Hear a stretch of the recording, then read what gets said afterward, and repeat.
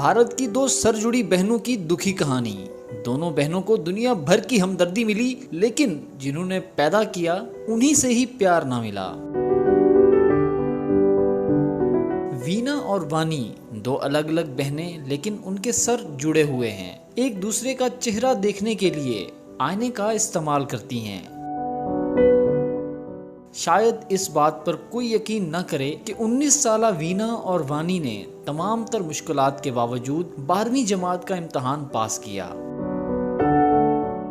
इब्तदा में डॉक्टरों ने उन्हें अलग करने की कोशिश की। जान के खतरे की वजह से ये कोशिशें तर्क कर दी गईं। वीना और वानी जब पैदा हुई थीं, तो तब उनके वालिदैन ने भी उन्हें ये कहकर छोड़ दिया कि वो अपनी माली हालत की वजह से उनकी निगरानी नहीं कर पाएंगे। दोनों बहनें तेलंगाना के women and child welfare department में काम पजीर हैं।